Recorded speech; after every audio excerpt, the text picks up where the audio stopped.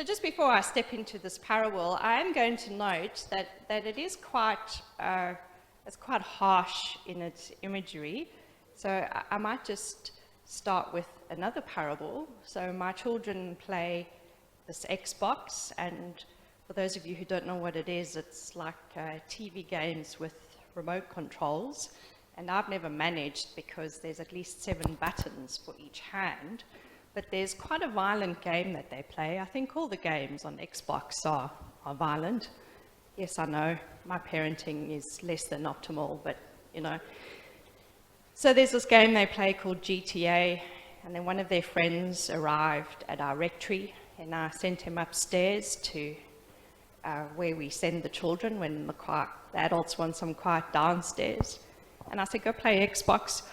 Oh, just hang on a second. Do your parents mind if you play Xbox? Because, you know, I'm just worried, do they have maybe they're better parents than I am, and maybe they don't want you doing such violent stuff. And this teenager nodded his head and said, my parents and I both understand that it's make-believe. So a parable is a parable, it's a story. It's not a fact. It's not the 9 o'clock news, it's a parable. So today we have 2 parables. There's a parable within a parable. There's the parable of the banquet, and then there's this puzzling parable of the wedding garment. So I'd like us to put the parable of the wedding garment to one side for a moment and look at this parable of the banquet. So it becomes for us an audio-visual aid of God's kingdom. Jesus' primary audiovisual image for communicating grace, communicating the very essence of what he stood for, is the feast, the open table fellowship. And today's gospel is one such example of this. So whenever Jesus wants to communicate the essence of who he is, the essence of his grace, he seems to do that through a meal. And every time he has people over for a meal, he breaks all the social norms. Whatever the rules of the time were, he did the opposite. Grace is God's love that God lavishes over us. How do we respond to that love?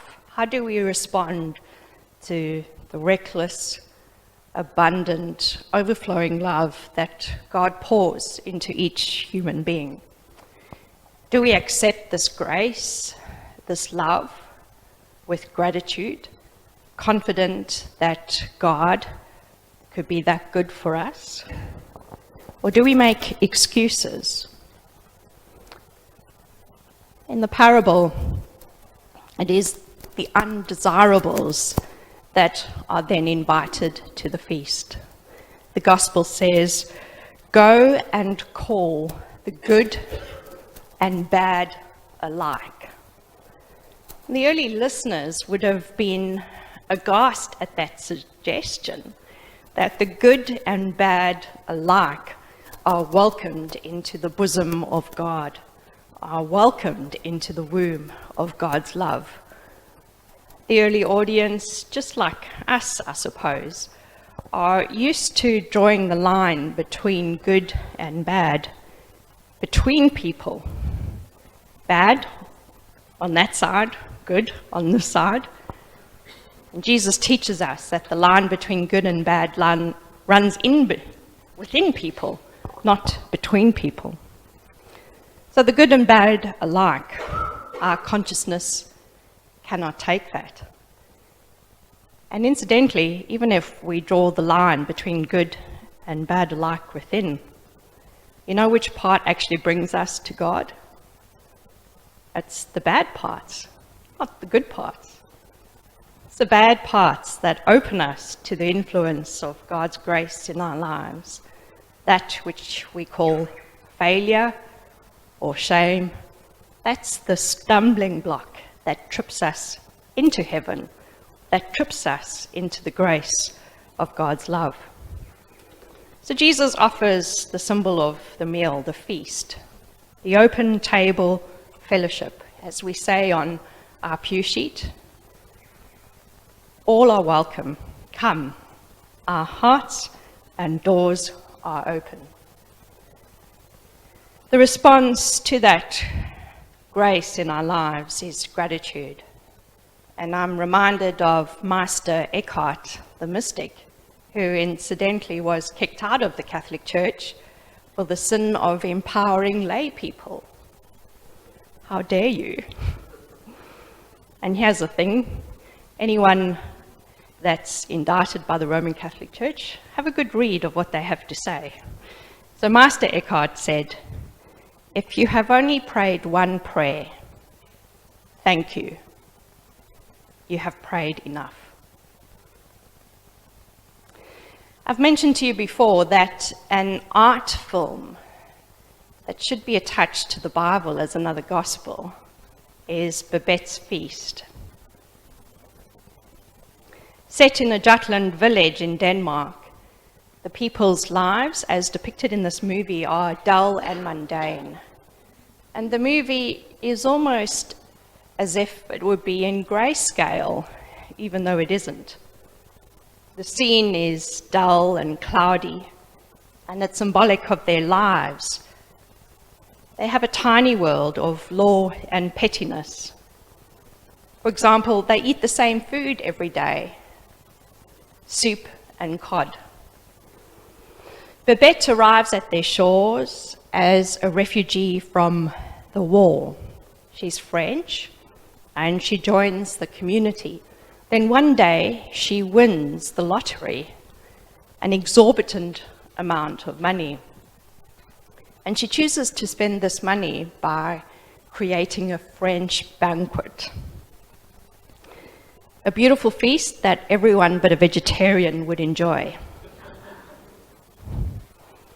People are incredibly threatened by this, and I think that's often symbolic of our response to grace.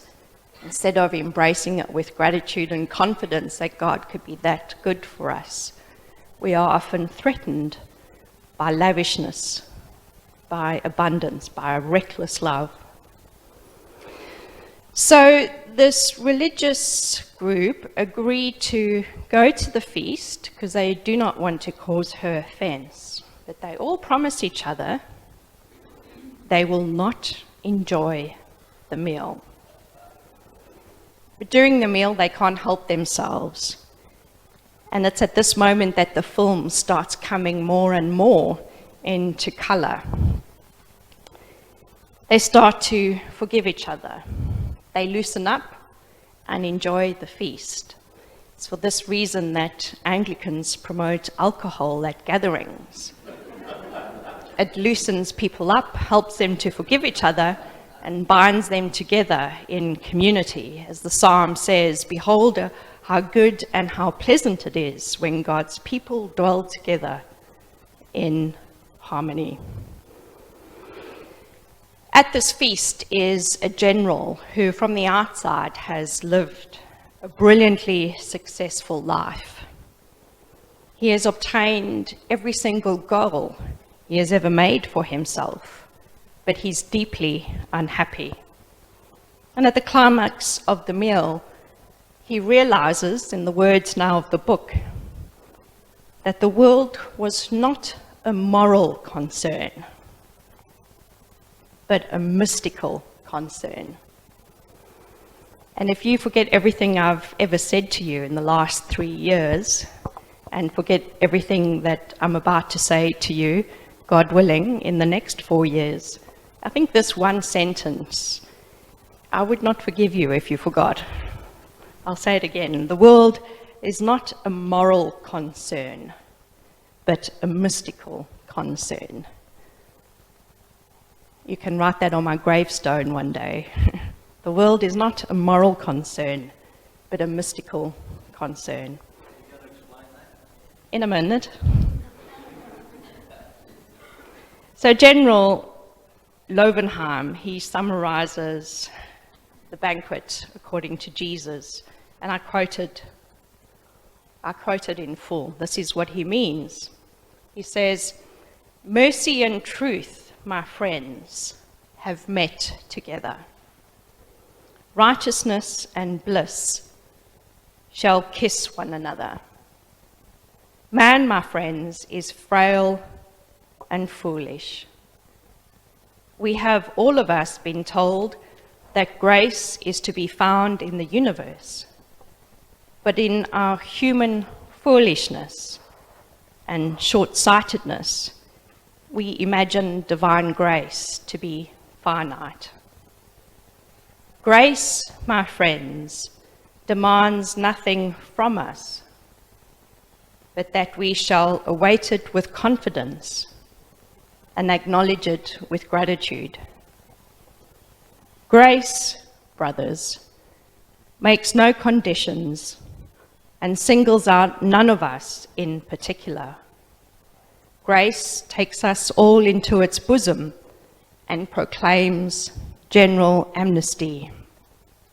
See, that which we have chosen is given us, and that which we have refused is also, at the same time, granted us.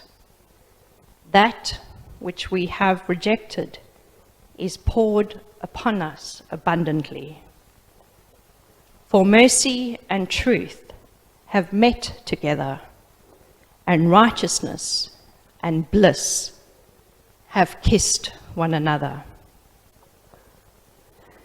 Trusting that God could be that good for us and living our lives in gratitude for God's goodness, this is where today's parable, and certainly the Bible, leads us to. And it'd be lovely if we could end the story there and say, "And they all lived happily ever after, amen," and move on to the prayers. But we have this niggling wedding garment that's pestering us, and as much as I'd like to ignore it and end the sermon on a happy note, you'd be left for the week wondering what the wedding garment is about. There are many interpretations as to the meaning of the wedding garment and its wearer who are excluded from the feast. And I think this is actually the power of the parables, that as we grow and transform, the parables have different things to teach us at different stages of our life. I suggest that one interpretation acknowledges the shadow side of being an inclusive, welcoming, and grace-filled community. I'm suggesting that if the people of the king had gone out and welcomed into the feast the good and bad alike, and if he's just welcomed people off the street into the feast, I'm imagining that they weren't dressed for the occasion. And I'm imagining that in addition to providing the banquet, he would also have provided the necessary garments for them to wear. They've just come off the street. They wouldn't have had their Sunday best packed in their backpack in case someone invited them to a banquet. So I'm imagining that all things are provided for in this banquet, including the garment.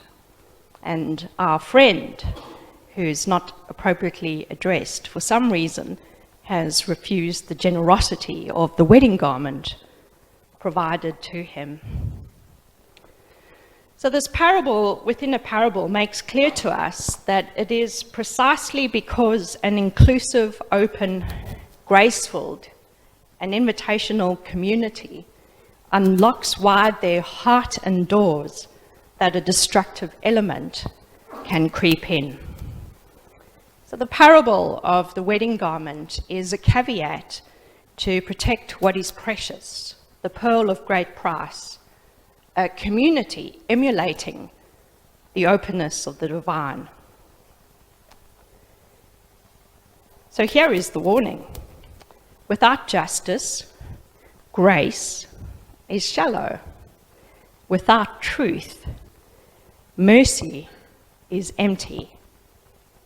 Without righteousness, bliss is irrelevant. I quoted in full the general's speech, and he married these apparent opposites: mercy and truth, righteousness and bliss. And the point is, to be truly inclusive, at some point, we may have to exclude. To be truly open, welcoming, and hospitable requires that we vaccinate ourselves against the destructive effects of immunological failure from persons who are harmful to the community. Now, the COVID pandemic gives me an unfortunate example to prove my point. So all are welcome at our church, young and old, from whatever background. You are welcome whether you have shoes or not. You are welcome whether you vote for the Greens, the Reds, or the Blues. However, if you have a temperature, or you have been to Melbourne, a COVID hotspot, unfortunately, for this moment, you are excluded. And in the words of the parable, we might also bind you hand and foot and throw you into outer darkness. For a time. Excluding potential carriers of COVID does not negate our inclusivity, but it protects it. Healthy communities, healthy, inclusive communities need healthy boundaries. Have you ever been part of a group or an organization in civil society and been frustrated that it's been a lovely experience except for one or two people who spoil it for it? Why are you laughing? I thought I was the only person that it ever happened to. You've had that experience too? Extraordinary. So we've all been part, it seems, of groups or organizations which have been wonderful experiences, except for one or two people who ruin the fun for everyone. And so this parable begs the question: when dealing with an uncompromising force, is peace possible?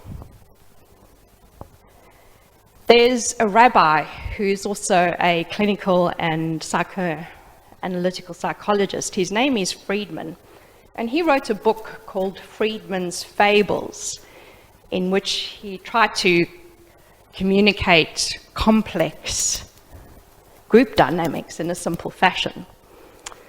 And I think one of his fables makes the point that this parable of the wedding garment tries to make for us. Makes the point that in order to be an inclusive and welcoming community, healthy boundaries are necessary. So I end with his story. It's the story of the friendly forest, which describes a place where all of the animals live happily together. All are welcomed, all are included. And one day, a tiger asks to join the friendly forest. The tiger disrupts the enjoyable environment, especially for the little lamb, who is frightened when in her day-to-day living, she gets a fright because the tiger sneaks up on her, growling. The tiger seems to stalk the lamb even when he's not physically present. He stalks the lamb in her dreams and consciousness. The friendly animals in the friendly forest beg the lamb not to leave. One day she decides that she is a nervous wreck because of the stalking tiger who continually growls at her. And she decides she can't take it anymore and she's going to leave the friendly forest. The friendly animals beg her not to leave, arguing that they are all reasonable people and they could solve the dilemma if they have a mediation. Some friends suggest that maybe the lamb is too sensitive, and that if she were not so sheepish, she wouldn't provoke the tiger to always prowl and growl.